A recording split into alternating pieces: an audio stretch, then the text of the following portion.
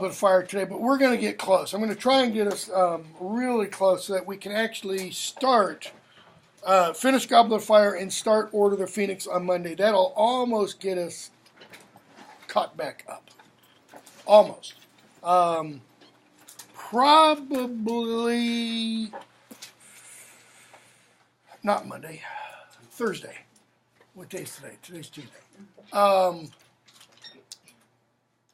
Probably will be another quiz on Thursday over like the second half of Goblet of Fire with some extra credit. So we're picking up today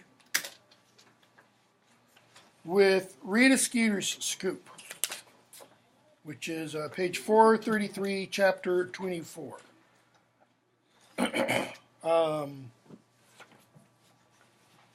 After Ron and Hermione have their big row over, Ron should have invited her to the Yule Ball first.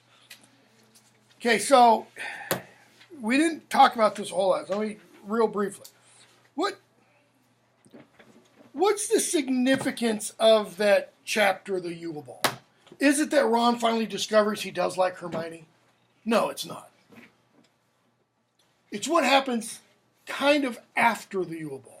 When Harry and Ron leave the hall and go outside. Because what do they see when they go outside?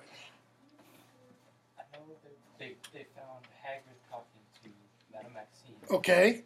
And Hagrid was saying that he knew that she was part giant, but she denied it. Okay, so notice they eavesdrop on Hagrid and Madame Maxime. Okay, never a good idea to eavesdrop. We're going to be kind of told at various points.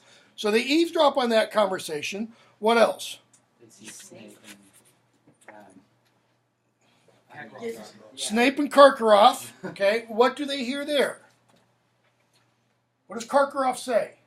It's getting darker. It's getting clearer. It has been all year. Snape says, "Shut up, fool, I'm not here." Pulls down the sleeve. Okay, what else? We see Fleur and what's his name? Oliver Davies, snogging off in the bushes somewhere. Okay. I think Snape's finds him.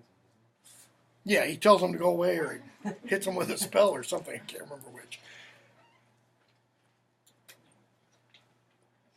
So, the real important one is overhearing Hagrid and Madame Maxime. Because Hagrid admits to what? He's part giant. He's part giant. Okay? Which he killed just for the sake of killing. Yeah. But let's not jump to conclusions. Let's not, So, page 437, we get the scoop. Dumbledore's giant mistake. Notice, pun on words there. Okay? And we hear or read Rita Skeeter writing about Dumbledore, writing about Hagrid, etc. Notice, she says, bottom of 437, Rubeus Hagrid, who admits to being expelled from Hogwarts in his third year, has enjoyed blah, blah, blah, blah, blah. Did he admit that to her? Did she interview him? No. Who's he admitted it to? Okay. Has she? I thought she did. Or is it later? She did interview him at Hogsmeade. Yeah, in Hogsmeade they talked. That's right. Okay. Who has he admitted that openly to, though? Harry and the gang. Yeah, Harry and the gang kind of a thing. Okay. So we read a lot about Draco Malfoy being bitten by a dangerous hippogriff.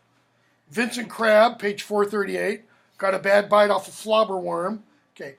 How have the flobberworms been described? Lame. I mean, giant earthworms, essentially. Like, that's really going to bite you. Okay?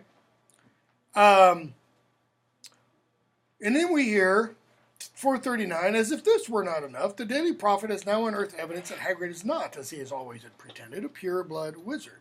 He is not, in fact, even pure human. His mother, we can exclusively reveal, is none other than the giantess Fridwulfa, whose whereabouts, bloodthirsty, brutal, etc., etc. Okay? Harry, how did he find out? Excuse me, how did she find out? Harry asks. How did Rita Skeeter find out? Harry was there, right? He overheard Hagrid say all this stuff. He didn't see Rita Skeeter anywhere. Okay? So, Ron says, bottom of 441, we'd have seen her in the garden if she was there. Hagrid said Dumbledore banned her. Harry, maybe she's got an invisibility cloak. I mean, it sounds like everybody and their brother has one. Sort of thing she'd do, isn't it? Hide in bushes, listening to people. Hermione, like you and Ron, you mean? We weren't trying. Okay, so we weren't trying to eavesdrop, so it was okay, in other words. So they think they need to go see him. So let's see here. Bagman runs into Harry. I'm skipping all that. Barty Crouch still isn't showing up. Pages 450 and 51. They go off to Hogsmeade, and they see Rita Skeeter. Let's see here. Harry shouts at her. Actually, back up a little bit. Harry sees and says, trying to ruin someone else's life, page 450. Harry, how lovely. Why don't you come and join? He says, I wouldn't come near you with a 10-foot broomstick. What'd you do that to Hagrid for? Our readers have a right to the truth, Harry. I'm merely spoken like a true journalist, right? Merely doing a service. Okay? Who cares if he's half giant? Nothing wrong with him. Notice, the pub's now quiet. Why? This is good stuff. I mean, this is public theater going on here. So, Hermione stands up. When Rita Skeeter says, okay, Harry, give me an interview. She tried to get an interview once before with Harry, right? In the broom closet. How about give me an interview about the Hagrid you know, Harry? The man behind the muscles, your unlikely friendship, the reasons behind it. Would you call him a father substitute? You can guess what the article's already going to look like. Right? Hermione, you horrible woman. You don't care, do you? Anything for a story. Anyone will do, won't they? Even Ludo Bagman. Sit down, you silly little girl, and don't talk about things you don't understand. I know things about Ludo Bagman that would make your hair curl. Okay. Reading forward, way forward. What might she know about Ludo Bagman? Okay, let me rephrase that question. Would anything she say about Ludo Bagman actually be true? What do we learn about Ludo Bagman when Harry dips into Dumbledore's pensieve?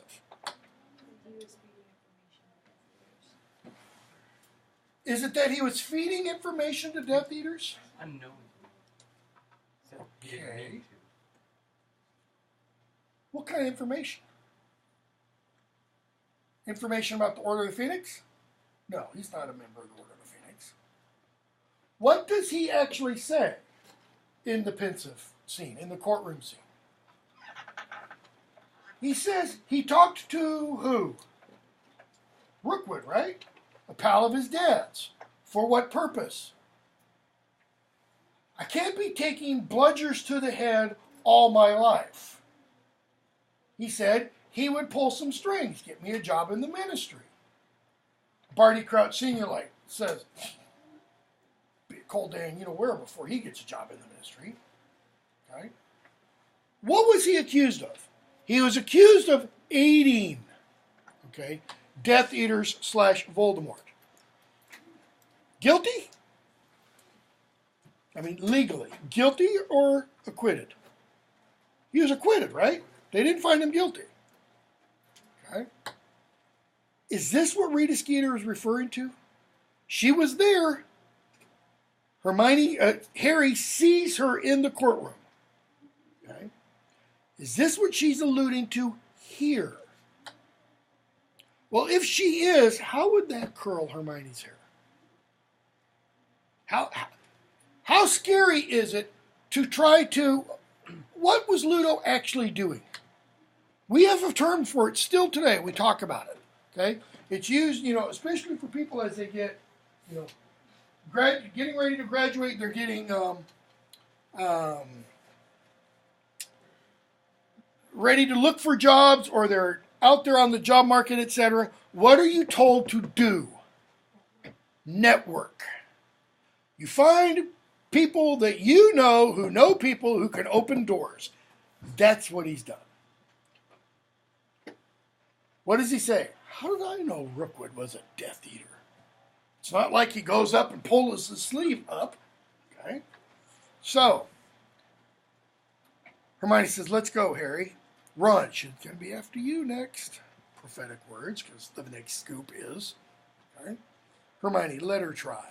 I'll show her. Silly little girl am I. Oh, I'll get her back for this. Okay? So Hermione's already starting, she's already starting thinking. The wheels are turning. How is she going to get back at Rita Skeeter? So they go back to school and they go to Hagrid's hut.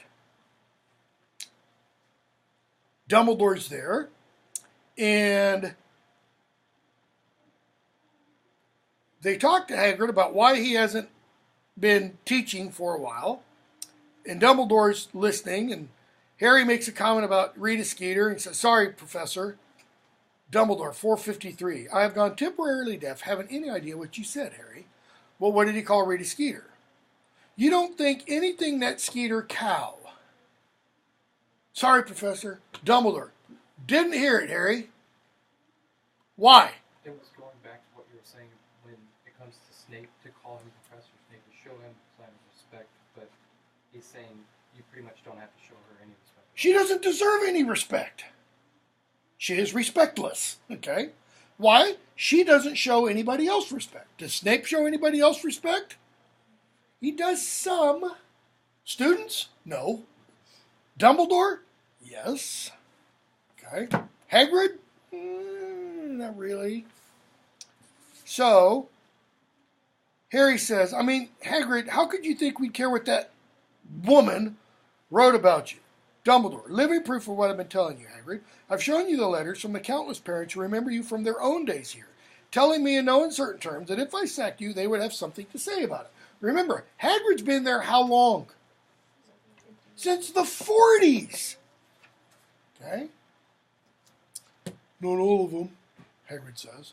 That is, not all of them, not all of the parents want me to stay. Really, Hagrid. 454. If you're holding out for universal popularity, I'm afraid you will be in the cabin for a very long time. Not a week has passed since I became headmaster of the school when I haven't had at least one owl complaining about the way I run it. What should I do? Barricade myself in my study? Hagrid, you're not half giant, though. I've got a black mark against me. Harry, Hagrid, look who I've got for relatives. You think your mother, is the black mark? Look at Vernon Dursley. It's not really a great comparison because he's not a blood relative. Okay, so look at Petunia Dursley. Look at Dudley Dursley. Dumbledore, excellent point. Look at my own brother, Dumbledore says, Aberforth, prosecuted for practicing inappropriate charms on a goat, all over the papers, Did Aberforth hide? No, he didn't. In fact, he doesn't say it, but what does he do? He's a well-established local barman. Okay? So, Dumbledore says, I don't accept your resignation, and leaves. Fine. Hagrid gets up, goes over to his dresser, pulls out a photograph. Page 455. Shows it to Harry. Hagrid was a good 7 or 8 feet tall. Nowhere else in the beginning of the books up until this point are we told Hagrid's actual height.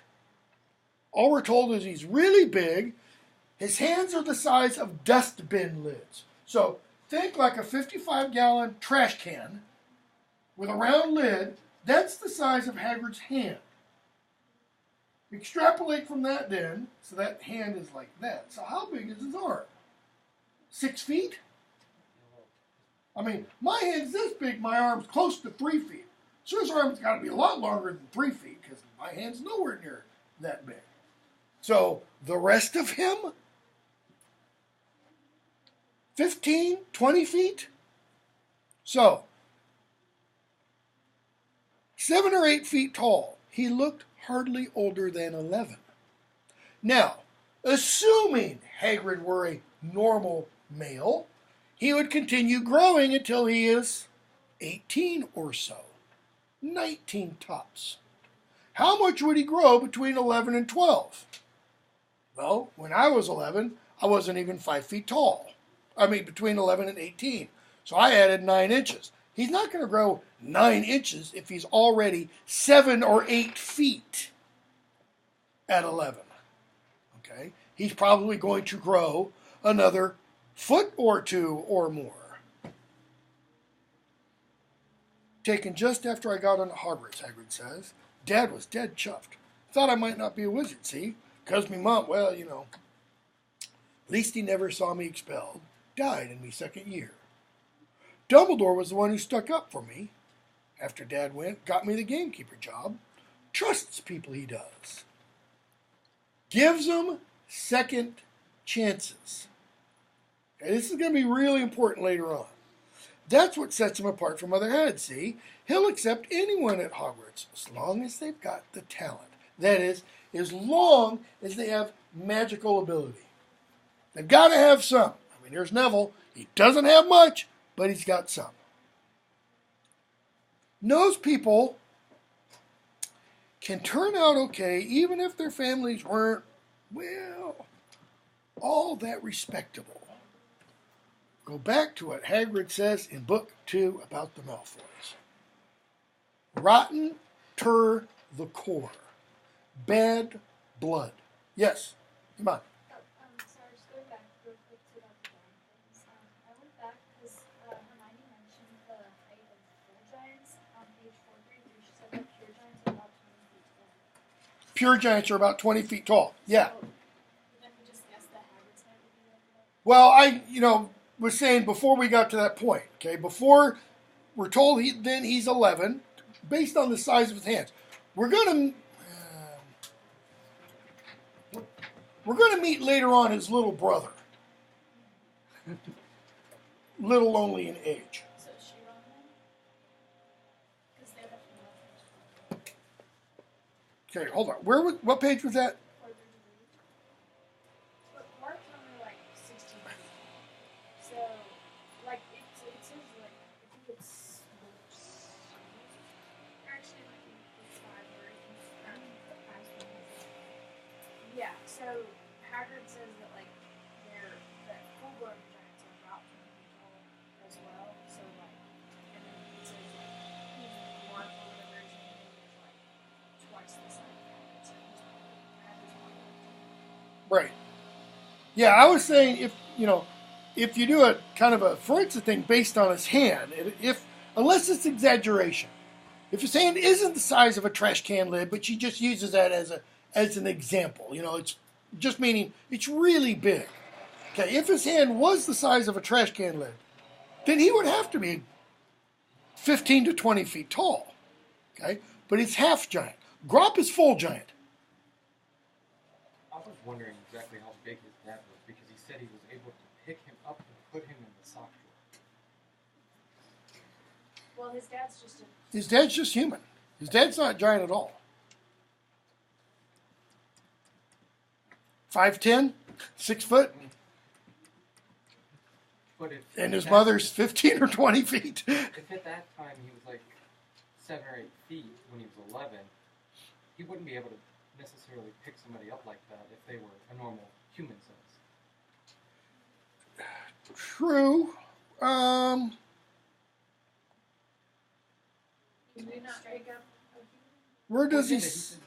Where does it say that he picked him up, put him in I can the? lift somebody like about my weight, so like This is like giant string. yeah. If Hagrid's Yeah, I mean he does have. if Hagrid's got at least 2 feet on his dad, like He does have strength because we're going to see him.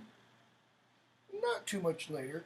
He's going to pick Karkaroff up by the neck, like this, so his feet are like 3 feet above the ground. Okay, I mean that gives us some idea. If his feet are 3 feet up off the ground, Karkaroff's 6 feet, then he's got his head up 8 or 9 feet off the ground. Okay, so he's probably not even got him like this. He's probably just reaching down. Okay. We're told Madame Maxime, Dumbledore comes up to where on Madame Maxime? His head comes up to her chest.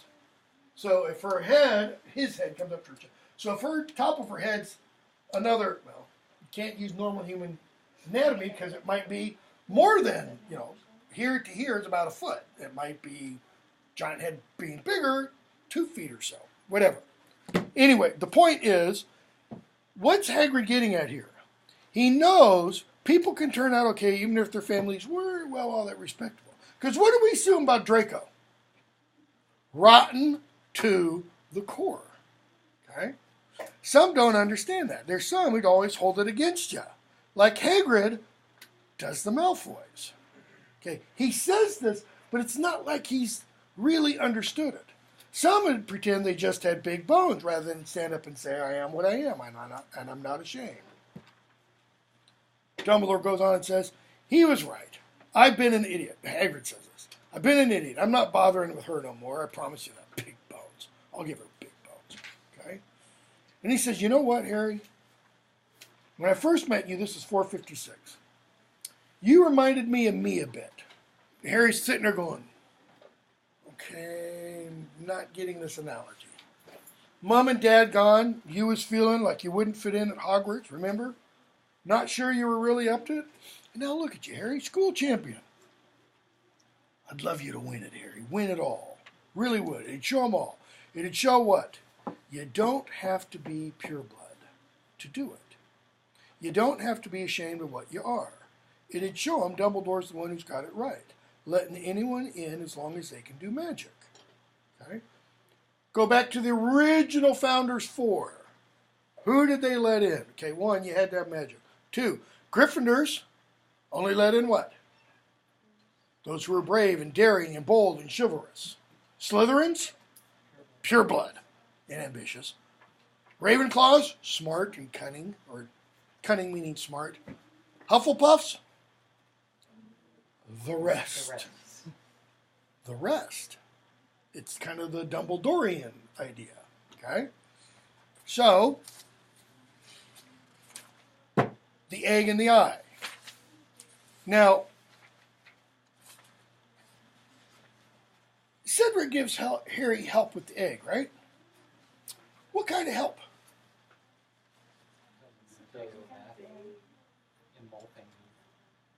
Okay, tells him to take a bath and take the egg and mull things over. Compare that with the help Harry gives Cedric. It's dragons. It's dragons. We got to get past dragons. I mean, that's like 90% of what they've got to do. Take a bath with the egg.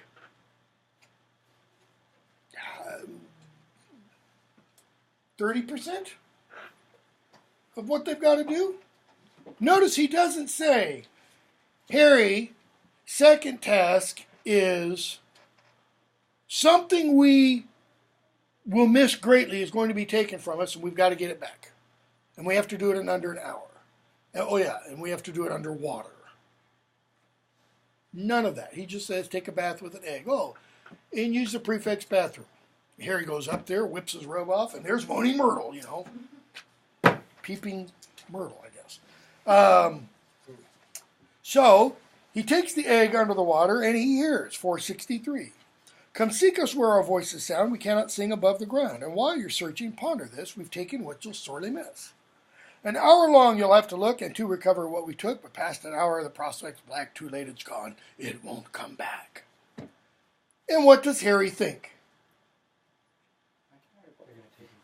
My firebolt. Whatever that is taken will not what? Won't be returned. Okay? So he gets to the second task. I'm going to jump ahead for a minute and I'm going to backtrack. He gets to the second task. It's Ron that's been taken, right? And what's Harry think? If I don't achieve this, he won't come back. Meaning he'll die. And yet, what are part of the rules of this Triwizard Tournament? Nobody dies. Okay? So when Harry and Ron and Hermione talk about what Harry did after the second task, Harry says, I was being thick. And Ron's kind of like, well, yeah. He was taking these words literally rather than seriously or figuratively. Okay? So, what else happens in the Egg in the Eye chapter? Kind of important. Harry's sneaking around, right? He's got the cloak on. And what does he do?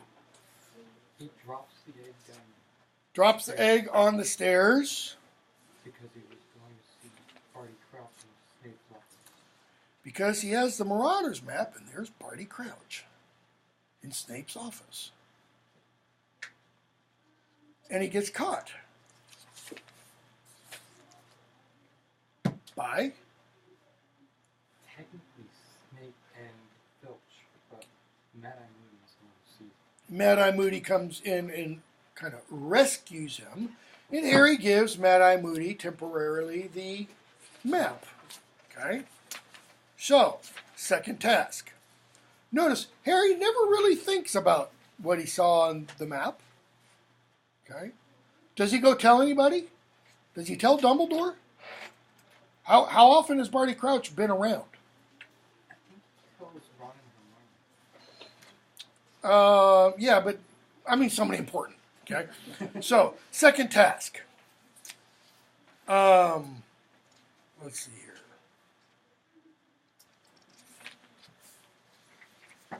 Page 483 gets a letter from Sirius saying, "Send me the date of next Hogsmeade weekend by return owl." Okay. Evening before the second task, Harry still hasn't figured out what he's going to do. So Dobby wakes him up. Dobby gives him the gillyweed. In the film, who gives him the gillyweed? Neville. Why? Where'd he get it? From a book that Snape's stores, because he read the book that Moody did. Moody gave him first night of class. Okay. So Harry shows what? He shows moral fiber by rescuing not only his own hostage, but also Fleur's, and waits till Crumb gets Hermione. Kind of interesting. She's the thing he'll miss the most. Page 507. Jumping forward.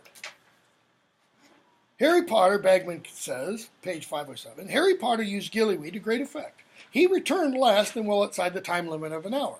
However, the Merchiefness informs us Mr. Potter was first to reach the hostages, and that the delay in his turn was due to his determination to return all hostages to safety, not merely his own. Ron and Hermione look at him like, "You dolt." Most of the judges feel that this shows moral fiber and merits full marks. It's kind of, fitting that we have this kind of stuff going on while we have the Olympics, because you guys aren't privy to the good old-fashioned days of the Olympics during the Cold War, when you could have, an American, a Brit, a French person, anybody from the non-Soviet bloc do really, really well in any sport, and there'd always be either a GDR or a USSR judge who would, everybody else would be giving this person 9.2, 9.3, 9.4, and then the GDR or the Soviet Union judge would, 7.1, just to drop that average. Okay, never failed. If it were any kind of, figure skating or gymnastics or anything like that. Karkaroff is playing to type, in other words. Okay? So, Harry scores 45 points. We hear about the third task. Next chapter, Padfoot returns. So, we also get in the next chapter, page 511, Harry Potter's Secret Heartache. Okay? Hermione goes after Rita Skeeter. Rita Skeeter is going to shred her. It's an old joke, Never go to war with someone who buys ink by the gallon. Because what can newspaper writers do? Slander. They can slander you.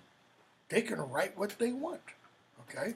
And they can do it again and again and again. I mean, obviously before the days of the internet and such.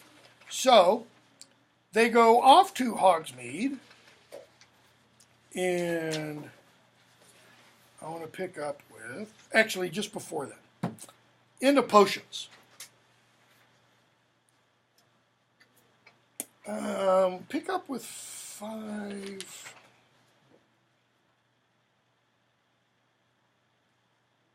$5.15. Snape calls Harry to sit in the desk in front of that table in front of his desk. Harry does.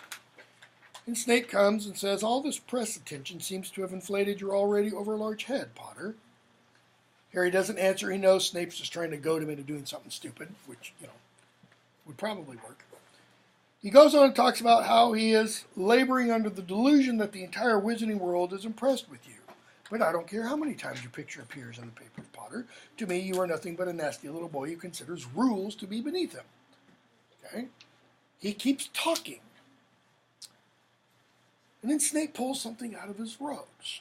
Page 517. Do you know what this is, Potter? No. It is Veritas serum. Veritas, truth, serum, serum.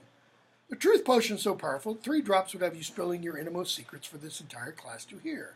Now, the use of this potion is controlled by very strict ministry guidelines. Notice, guidelines. Okay? Guidelines can be what? Fudged, misinterpreted. But unless you watch your step, you might just find that my hand slips right over your evening pumpkin juice. And then we'll find out whether you've been in my office or not.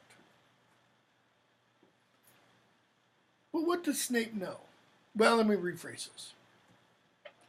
From what we know about Snape in the next book, what should Snape know? Here, right now, as he's saying this. Okay, that's what he can do. So if he can do that, and notice it can be nonverbal, he should be able to know right now whether or not Harry was actually ever in his office or not. Okay? Does he, in fact, know? And is this merely a way of Snape threatening Harry to be on his best guard? Okay? Harry doesn't say anything. Now, we're going to see the Veritas serum come up later. We're going to see it later in here. We're also going to see it in Book 5. So, Karkaroff comes in, runs up to Snape's desk, and Harry pretends to be taking a while to put his stuff away. And he hears Karkaroff. Page 519. What's so urgent? This! Harry peers around his cauldron and he sees Karkaroff pulling up his sleeve. Do you see? It's never been this clear. Never since. After the Yule Ball, he said it's growing or becoming clearer. Now, it's never been this clear since he's back, Put it away, but you must talk later. So, Harry leaves. He, Ron, and Hermione go off to Hogsmeade. They meet up with Sirius. They bring him a bunch of food.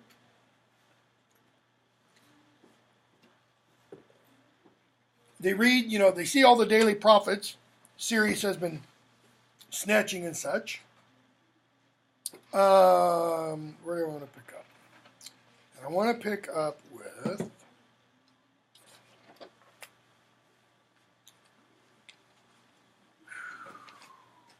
$5.25.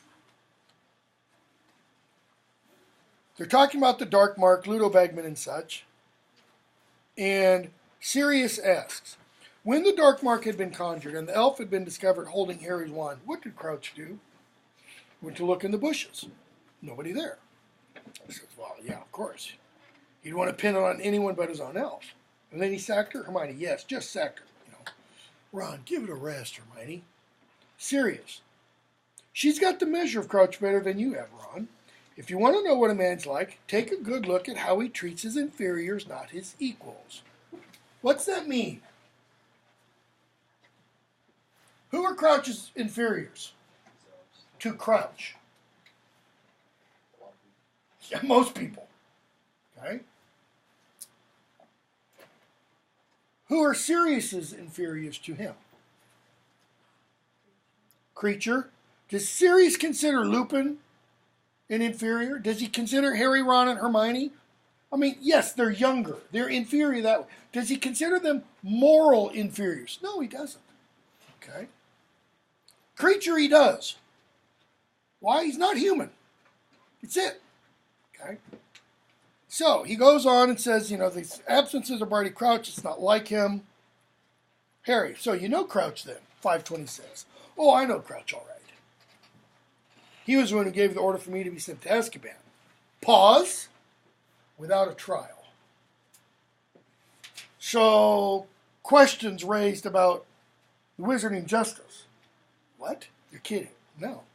Crouch used to be head of the Department of Magical Law Enforcement. So what does that imply? If you're head of magical law enforcement, you can what? He was tipped for the next Minister of Magic. Great wizard, Barty Crouch, powerfully magical, and power hungry. He wants power. Not a Voldemort supporter. Notice, not everybody hungry for power is a Voldemort supporter. Okay? Always very outspoken against the dark side. But a lot of people who are against the dark side, well, you wouldn't understand. You're too young. Ron, that's what Dad said at the Quidditch World Cup. Try us, why don't you? In other words, show some faith in us. Assume we're not too young. He grin flashes across his face. Why? What do you think Sirius hears / sees when he hears? Try us, why don't you? Mooney, Padfoot, Prongs, Wormtail. He sees these three and he's like, all right, you kids. Shut up. Stupid thing.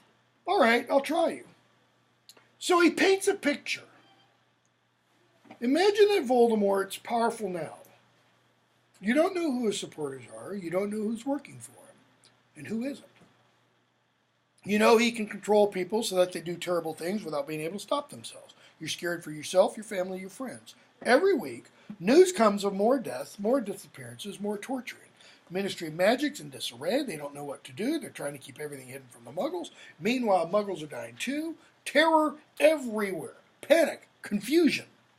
Okay? This, I am convinced, this is in Harry's mind at the beginning of Book 5. Why? Because at the end of this book, Voldemort's back. Okay? Who knows that?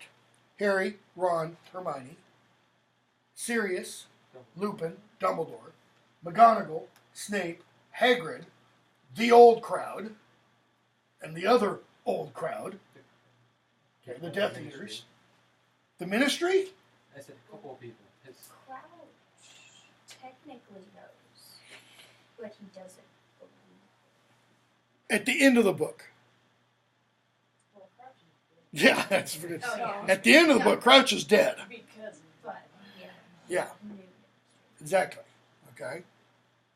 So when Book 5 opens, I'm firmly convinced Harry has planted in his mind, what was it like before?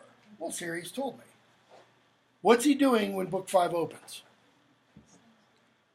Watching the news, reading the newspaper, getting the Daily Prophet and reading how much of it? Headlines. Okay? And every now and then the back page, but never cracks it open. Because he's assuming what? There's going to be bodies piling up. There's going to be mysterious disappearances. And none of that's happening. It does happen in Book 6. Okay? So, times like that bring out the best in some people and the worst in others. Who are the best in some people? Order of the Phoenix, I think. Okay? Worst in others. Crouch's principles might have been good in the beginning. I wouldn't know. He rose quickly through the ministry, started ordering very harsh measures. Orders were given new powers. Powers to kill rather than capture. Okay, now this is written and published pre-2001. But it's not pre-terrorism. Okay? November of 2000, shortly after this is published, you get the coal bombing off the coast of Yemen. But 1998, you had the bombings in East Africa, the 2 American embassies. Okay? 1993, you had the first World Trade Center bombing. And then you can go back through the 80s and the 70s and the 60s, and you had various non-Islamic, pretty much all quote-unquote Western, IRA, Bader Meinhof gang, communists, Shining Light, all these other gangs throughout Europe doing what? Blowing up bars and discos, hijacking planes, etc. Okay? So she's got a framework of terrorism in her mind. So the Aurors were given new powers to kill, notice, rather than capture. Shoot first, ask questions later. I wasn't the only one handed straight to the Dementors. Crouch fought violence with violence, authorized the use of the unforgivable curses against suspects. Now notice that.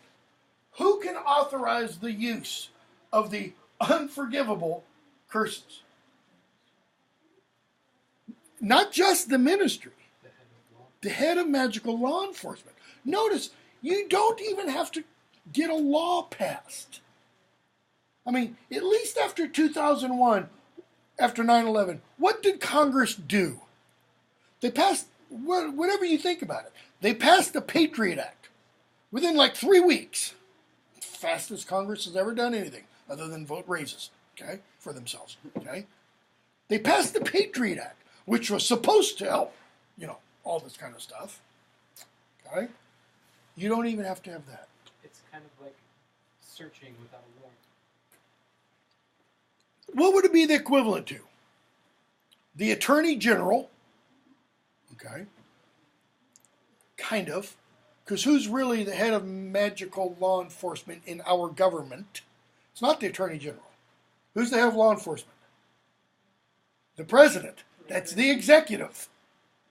Okay? That's why, tangent for a second. It's why, when you hear the media or you hear, it doesn't matter who the president is. It doesn't matter which party it is. Okay? We'll go with the one that's currently in office. If Trump were to fire, he already fired Jim Comey. If Trump were to fire Bob Mueller, the guy doing the Russia investigation, that would not be an obstruction of justice.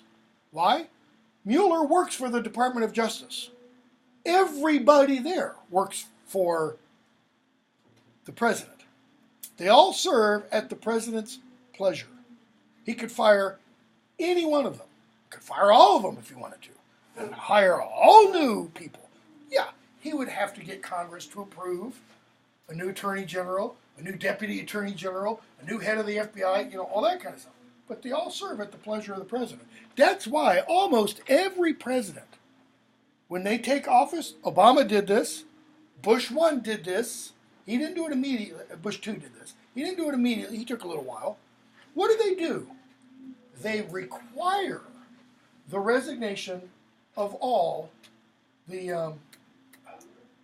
not state attorneys, the federal attorneys. All 90 plus of them, 92, I think it is. They get those resignations. Why? Those are all political appointed positions. Okay?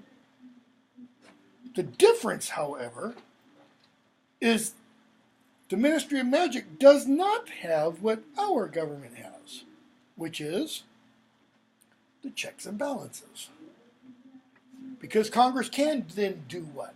If Trump were to fire everybody in the Justice Department, okay, first of all, they'd say, it's an idiotic thing to do, because how are you going to run the Justice Department? There'd be nobody there. But they open investigations. Okay? We don't get anything like that described here. It's like the head of magical law enforcement is a law unto him or herself. The Minister of Magic, next book, can do what? What does Fudge start to do in book 5? Reaching his hand into Hogwarts. Is Hogwarts under the purview of the Ministry of Magic? No, it's not. He makes it under the purview. Okay? So, Siri says, I would say he became as ruthless and cruel as many on the dark side. Does that mean he was on the dark side? No, it doesn't. Okay? He had his supporters, mind you. Plenty of people thought he was going about things the right way. Meaning, shoot first, ask questions later. When Voldemort disappeared, people thought, Crouch is going to get the job. Till his son was arrested with a bunch of Put that in our world terms. Let's say we had an attorney general who had a son, and the attorney general was running for president.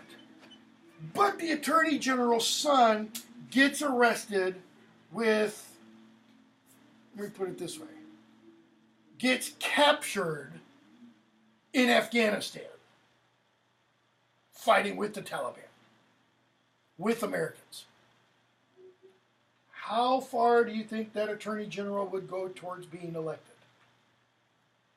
That would be the kiss of death right there. Never stand a chance. Okay? Harry, was his son a Death Eater? No idea. Did it matter? No, he got sent to Azkaban. Did Crouch try and get his son off, Hermione asks. Sirius, I thought you had the measure of him. Anything that threatened to tarnish his reputation had to go. He dedicated his whole life to becoming a Minister of Magic. You saw him dismiss a devoted house elf. Why? Because she associated him with the Dark Mark. Doesn't that tell you what he's like? His fatherly affection stretched just far enough to give his son a trial. What kind of trial was it? Open shut. Pretty much said, you were found there. All in favor of who thinks they. It was a show trial. The the verdict was known before they walked in. Okay? He gave his son to the Dementors? That's right. Harry, so he's still there? No, not in there anymore. He died about a year after they brought him in. Okay? About a year after they brought him in. Yes? I'm almost wondering if the magical justice system has any kind of like official due process, or if it was kind of like in a time where you can fix the country under military law where you don't need to give anyone a trial, but it was kind of like that during Voldemort's. We're not told. Because if he was able to give him a trial, it almost seems like that was a normal thing. They could just arrest people. Well, it's clear they can arrest people willy-nilly because it's clear he says he gave them new power so that they could kill without capturing. Yeah. So I'm wondering if that's like just because it was kind of an emergency time because Voldemort was so powerful. Well, I mean, Sirius makes it clear, new powers were granted because of the situation. So it could have been that it was a situation like martial law.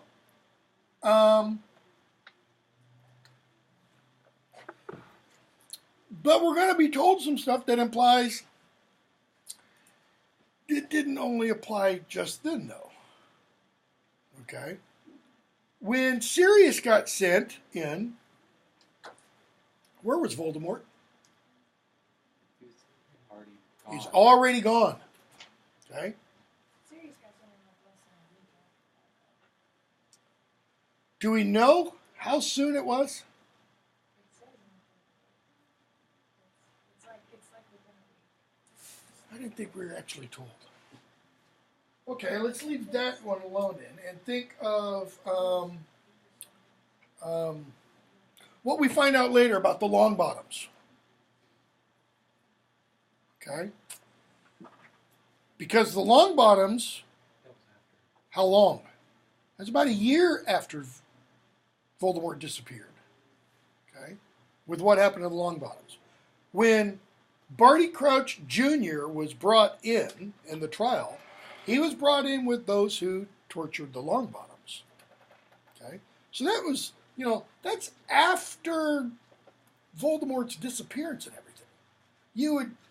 I would think, if it had been a case of martial law, a year has gone by since the leader of the, uprising, the terrorist forces, whatever, had been deposed, missing, whatever, that you would think the rules would have been slackened.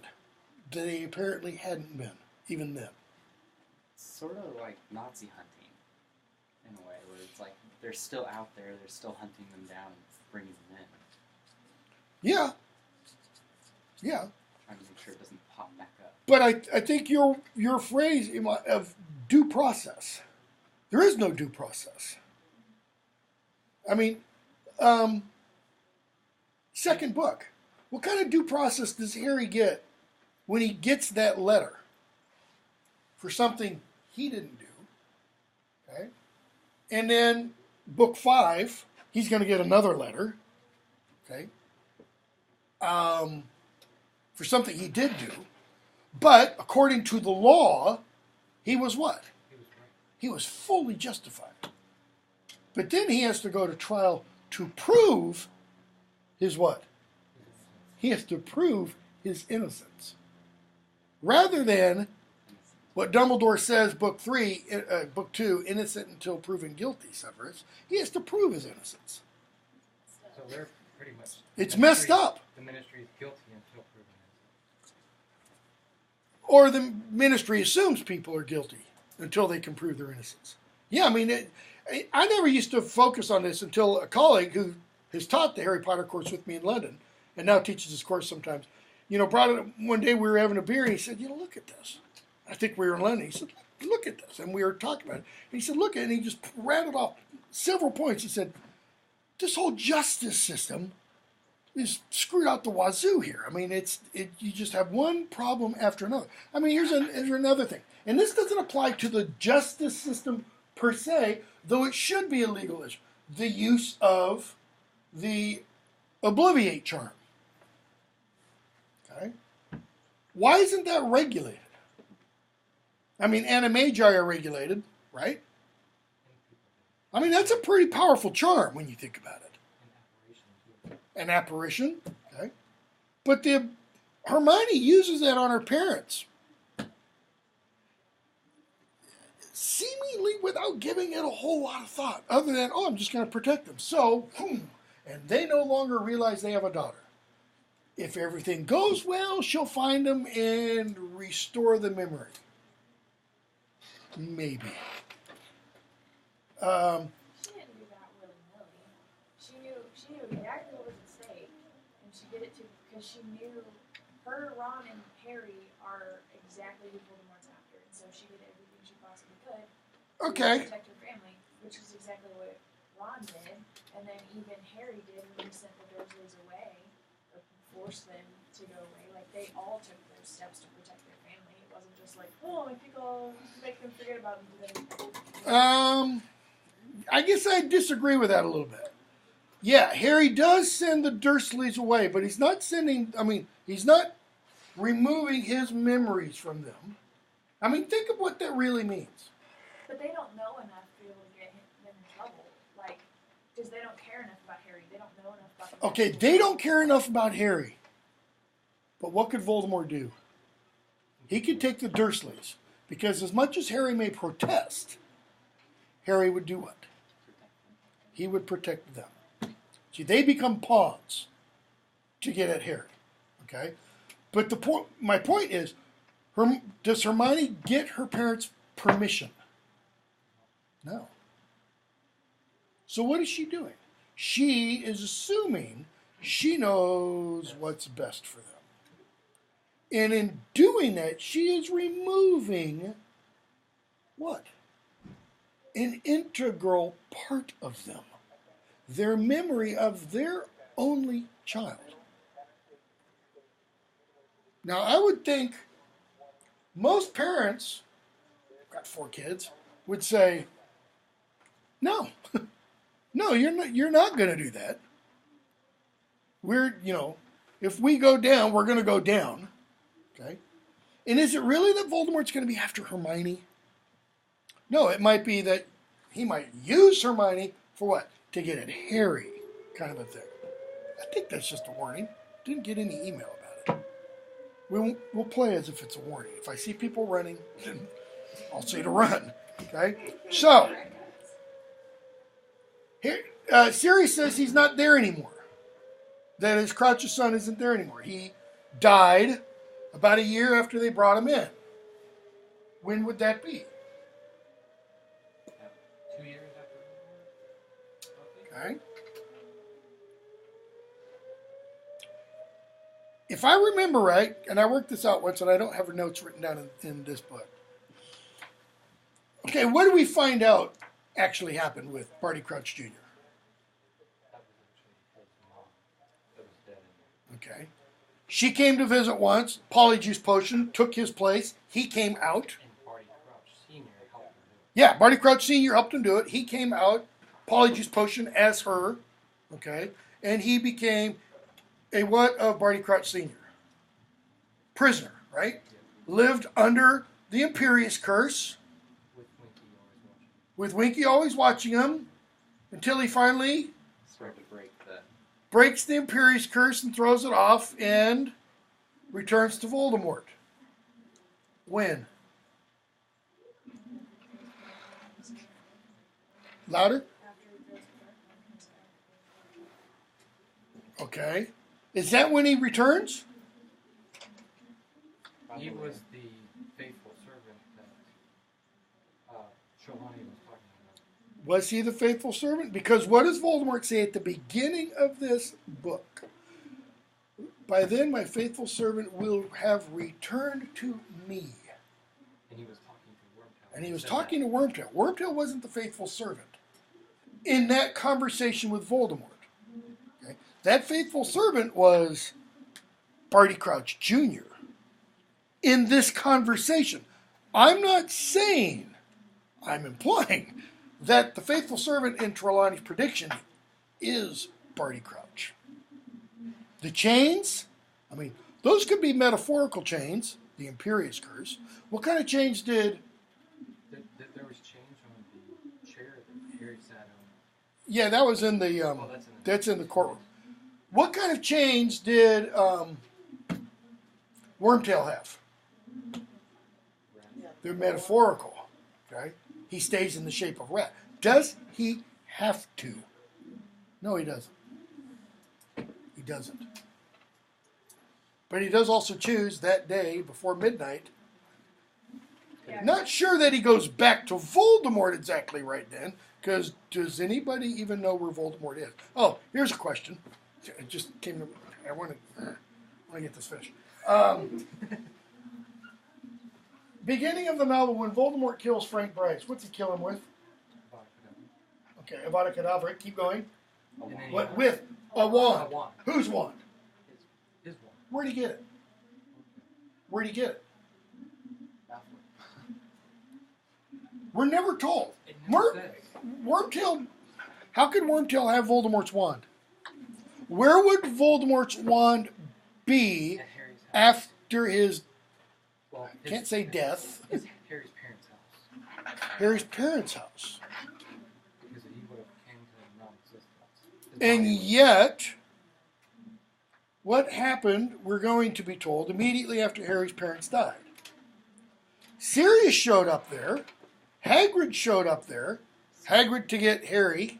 Sirius gave Hagrid the motorcycle. gave Hagrid the motorcycle, and I think at one point, Snape shows up too. Snape shows up too, but one of them says something about looking through the house, and I can't remember where that is. It's just a question. What happened to Voldemort's wand after he cursed Harry and he disappeared? I mean, because did his wand disappear with him? It's a piece of wood. You would think it dropped on the ground. Okay? Just a... Or that it If would you have an answer, Or that it would have exploded when it bounced back. don't know. Okay, so people start feeling sympathy towards the boy when they hear about he died, etc., etc. So they keep man, that's loud. So they keep talking, and 5:30, Ron starts going on Snape. Okay. They're talking about Snape. Hermione, look, I don't care what you say. Dumbledore trusts Snape. Bottom of the page. Ron, give it a rest, Hermione. I know Dumbledore's brilliant and everything, but that doesn't mean a really clever dark wizard couldn't fool him. Okay? What are we going to hear at the end of book 6? We're going to hear McGonagall say that, Hagrid say that, Lupin say that, Arthur Weasley say that. They're all going to go, why did Snape save Harry's life in the first year then? Why didn't he just let him die? I don't know. Maybe he thought Dumbledore would kick him out. What do you think, Sirius? I think they've got a point. They've both got a point. Hermione's got a point about Snape. Ron's got a point.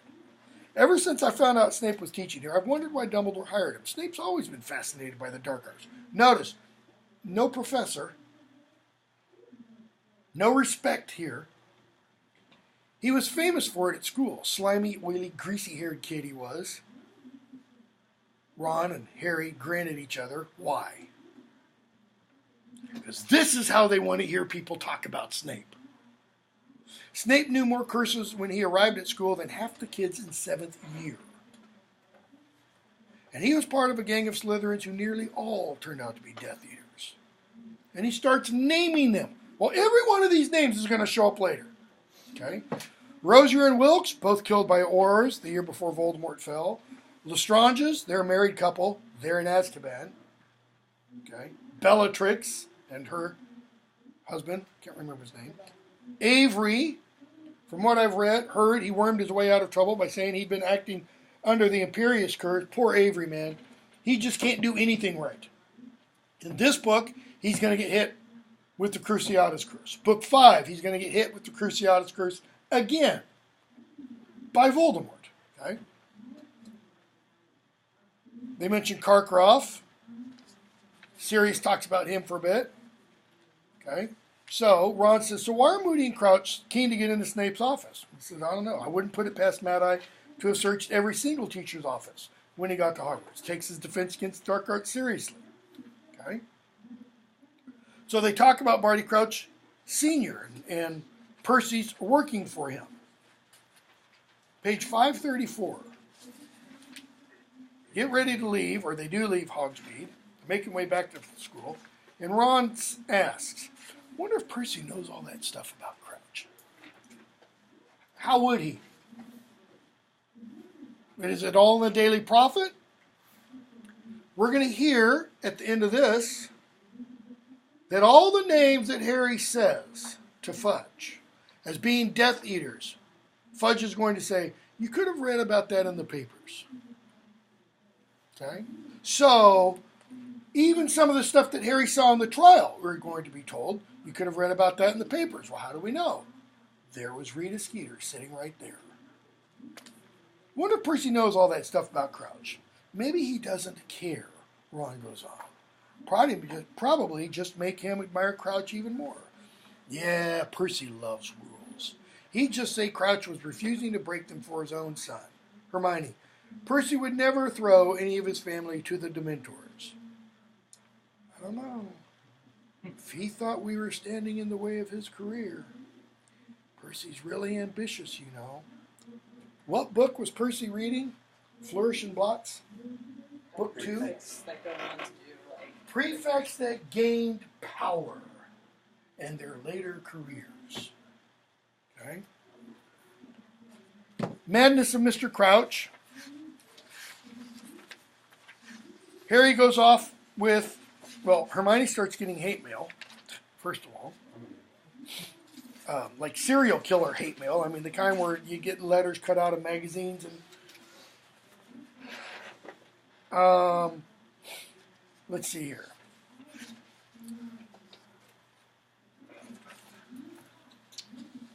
.547. Harry gives Hermione an idea about Rita Skeeter. Hermione asks, top of 547, I want to know how she's listening in their private conversations when she's supposed to be banned from the grounds. So she hangs back after class, asks Moody if she's wearing an invisibility cloak. He says no. Moody says he didn't see her anywhere near the judge's table at the second task or anywhere near the lake. Ron, what's the point? I want to know how she heard me talking to Victor and how she found out about Hagrid's mom. Harry, maybe she had you bugged. Ron, huh? Hermione, oh. No electricity, Harry. You can't use electronic devices because that's what he means by bug. Okay? But he plants that idea in her mind because she does remember what? Second task, There's a bee. there's a bug in her hair. Okay? So, let's see here. Third task, the champions get taken down to the Quidditch pitch, which is now being turned into a maze. We find out Harry and Crumb will go in first. Harry and Cedric, then Crumb, then Fleur. So, Crumb wants to talk to Harry, have a word with him in private, he says. And page 552, he asks Harry, I want to know what there is between you and Hermione. Harry's like, nothing. We're friends. You have never, you have not. Harry, no. You fly very well. I was watching at the first task. Harry, thanks, I saw you, What is it? And then they see Barty Crouch come stumbling out of the woods. The older, crazy Barty Crouch comes stumbling out of the woods. And his eyes are rolling. He's acting very odd. Says, I got to talk to Dumbledore. Done a stupid thing, etc. Harry says, I'll go get Dumbledore. Has Victor stay with him. So Harry runs upstairs, and who stops him? Snape. What are you talking about? Snape asks. 557. Harry, Mr. Crouch, Ministry, blah, blah, blah, blah, blah. They go down. He's not there, obviously. What do they find? Crumb knocked out. Karkaroff thinks there's dirty work going on. Hagrid, pins him to the tree. Dumbledore, down boy. So, page 566. Harry's talking with Ron and Hermione and says, if Snape hadn't held me up, we might have got there in time. The headmaster is busy, Potter. What's this rubbish, Potter? Why couldn't he have just got out of the way? Ron, maybe he didn't want you to get there. Maybe, maybe. Hang on, how fast do you reckon he could have gotten down to the forest? You reckon he could have beaten you and Dumbledore there? Harry, not unless he can turn himself into a bat or something.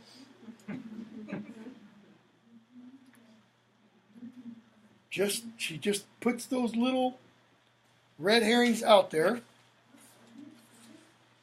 Okay, let's skip a bunch. So Harry has the dream. He sees the Riddle House. He sees Voldemort and stuff. And so he goes up to tell Dumbledore about the dream. And Dumbledore and Moody and Fudge go off to check something. Harry's left inside Dumbledore's office. And let's see here. He sees the pensieve, doesn't know what it is, looks in, and he keeps getting drawn closer and closer and closer to it until he falls in. Okay? Dumbledore comes in to, or he sees Dumbledore there, and he starts to see people in the various trials. He sees Igor Karkaroff. He sees Karkaroff give off a bunch of names. Okay? And he finally gives a name that is worth something. He gives Snape's name before he does. And Dumbledore stands up and vouches for Snape. Says 590, Severus Snape was indeed a Death Eater. However, he joined our side before Lord Voldemort's downfall. Why is that important? He didn't do it No. because he was scared. He didn't do it because he's scared. I mean, it's easy to join the side of good after the bad side has fallen. Okay? That's what a lot of the Death Eaters did. Snape did it before, showing he was doing this at great personal risk. He turned spy for us at great personal risk. He's now no more a Death Eater than I am. Okay? Image goes shady, in comes Ludo Bagman. What is one of the reasons, at least, Bagman is acquitted? Because he's famous. Keep going. 593, right middle of the page. One of the witches on the jury stands up. Yes, Bart's Crouch. We'd just like to congratulate Mr. Bagman on his splendid performance for England in the Quidditch match against Turkey last Saturday. Implication is England won. Okay? That image fades, another image comes in. We see young Barty Crouch Jr. brought in.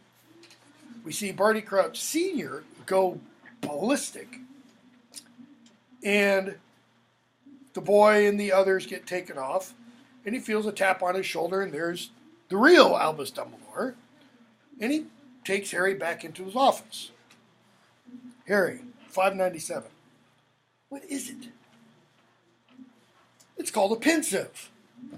Okay? Notice her facility with words. Pensive means to be thoughtful, to be thinking, meditative. It's also the combination, it's a portmanteau of two words. Okay? Pensée, French for thoughts, and a sieve, the thing that you sift thoughts with. Okay? Dumbledore says, I sometimes have too many thoughts and memories crammed into my mind. And he says, I'm sure you know the feeling. Harry's like, no, not really. So Dumbledore says, at these times I use the pensieve. One simply siphons off, and he gets his wand, and he siphons off the thought and puts it into the thing. Okay? And what happens? Up comes Snape's image. It's coming back. Karkaroff's too. Okay? Harry, I'm sorry. That is a should have. Curiosity is not a sin, he tells Harry. But we should exercise caution with our curiosity. Where in the book 5 does Harry not exercise caution with his curiosity? Louder. When he assumes his dream is what? Real. Okay? Who tries to get him to exercise caution? Hermione does. She goes, Harry, you got this, this Messiah complex. You got this Savior thing. Okay? So, Dumbledore pulls out another memory. There's Bertha Jorkins popping up. Harry talks about his dream. Dumbledore says some things. Page 600. Do you know why my scar is hurting me? Dumbledore, I got a theory, Harry. That when Voldemort's near to you, and when he's feeling a particularly strong surge of hatred. But why? Because you're connected by the curse that failed, Harry. That's no ordinary scar. So you think the dream that really happened? Possible. Did you see him? He says, no, just the back of his chair. And, there wouldn't have been anything to see, right? Yeah. How could he have held a wand? Harry asks. Dumbledore, how indeed? How did he hold the wand, Harry? In other words, he's no longer just a blop on somebody's head. He's slowly, what? Taking a new form. Okay, we're going to hear in The Lord of the Rings about the shadow taking a new form. So, they continue talking about Voldemort. And Dumbledore talks about the signs he's been reading. And Harry finally asks, the trial you found me in, page 602, were they talking about Neville's parents? Has Neville never told you why he's been brought up by his grandmother? Yes, they were. And what did we find out about Neville's parents? They're still alive. They're still alive. They were tortured until they lost their minds. They were tortured into insanity.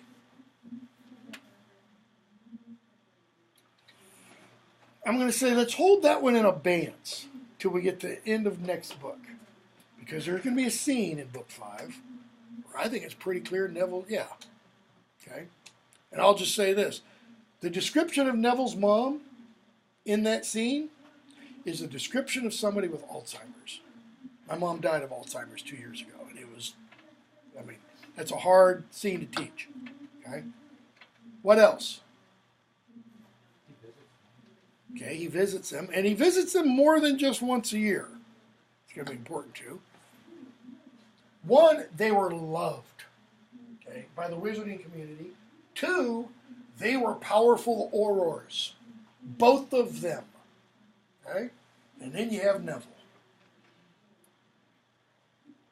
That's going to be important later on too. Really important. Okay? So, Harry asks, page 603. So Crouch's son might not have been involved? Dumbledore. No idea. Bagman? Never accused of any dark activity since. Right. And neither has Professor Snape, Harry. You notice he doesn't give Harry the opportunity to ask the question. He's thinking it. And I think we know Dumbledore knows he's thinking it. What made you think he'd really stop supporting Voldemort? It's between Professor Snape and myself. Okay? Don't tell anybody about Neville's parents. So we get the third task. We'll just stop there. So we'll finish this because we're going to skip most of the third task. We're just going to get to the debriefing stuff because that's what's important, and then the end of your feast. And start Order of the Phoenix on Monday, Tuesday, whatever. Thursday. I'm all screwed up in my days.